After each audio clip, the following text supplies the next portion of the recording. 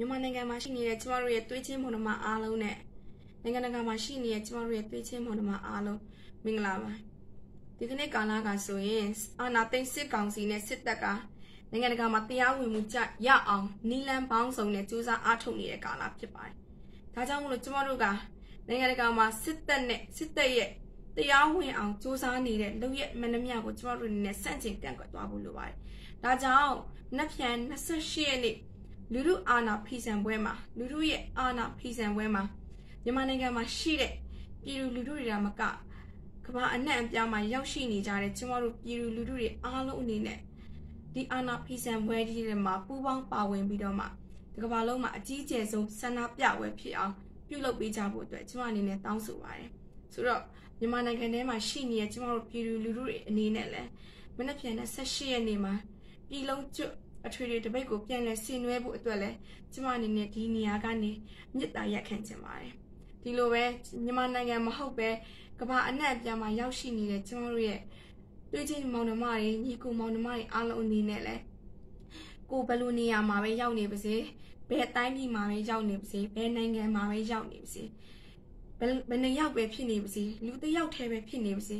ကျမတို့ရဲ့အာဏာဖီဆန်ပွဲမှာပူပေါင်းပါဝင်ပြီးတော့မှနိုင်ငံတကာမှာစစ်တပ်ရဲ့တရားဝင်မှုရအောင်စူးစမ်းနေမှုအားလုံးကိုလည်းစန့်ကျင်ကန့်ကွက်ပေးဖို့အတွက်ကျမ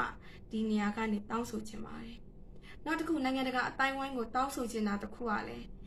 ဒီကနေ့ကာလကဆိုရင်မျိုးဥတော်လှန်ရေးလို့ခေါ်တဲ့ကျမတို့ရဲ့ပြည်သူလူထုရဲ့ဒီမိုကရေစီတောင်းဆိုတိုက်ပွဲဝင်နေမှုဖက်ဒရယ်ပြည်ထောင်စုတောင်းဆိုတိုက်ပွဲဝင်နေမှုစစ်အာဏာရှင်စနစ်အမြင့်ပြတ်ချေမှုရေးတောင်းဆိုတိုက်ပွဲဝင်နေမှုနောက်ကျမတို့ရဲ့လူထုခေါင်းဆောင်တွေပြန်လည်လွတ်မြောက်လာအောင်တောင်းဆိုတိုက်ပွဲဝင်မှုတွေကိုလူသားချင်းစာနာထောက်ထားမှုအနေနဲ့ပူးပေါင်းပါဝင်ပေးဖို့နဲ့ထောက်ခံပေးကြဖို့အတွက်လည်းကျမအနေနဲ့မြစ်တာရက်ခံချင်ပါတယ်ဒီလိုပဲကျမတို့ရဲ့ဒီလိုຫນွေဥတော်လှန်ရေးတပိတ်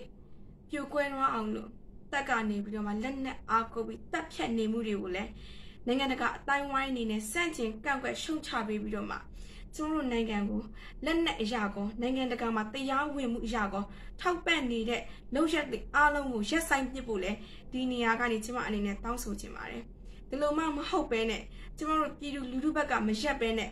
ကျမတို့ကိုတပ်ဖြတ်နေတဲ့စစ်တပ်ဘက်ကနေအာဏာသိမ်းစစ်အုပ်စုဘက်ကနေရက်တီနေတွေ့ကတော့ကျမတို့အနေနဲ့အဲ့လိုရက်တီတဲ့လှုပ်ရှားမှုမှန်သမျှကိုကျမတို့ပြည်သူပြည်သားတွေနဲ့မြန်မာနိုင်ငံမှာရှိတဲ့ပြည်သူပြည်သားတွေအနေနဲ့စန့်ကျင်ကန့်ကွက်သွားမယ်ဖြစ်ကြောင်းလဲဒီနေရာကနေကျမအသိလေးပြောကြားချင်ပါတယ်ဒါကြောင့်မို့လို့မနက်ဖြန်28ရက်နေ့မှာမြန်မာနိုင်ငံတွေမကတကမ္ဘာလုံးမှာရှိတဲ့ကျမတို့နိုင်ငံသားတွေအားလုံး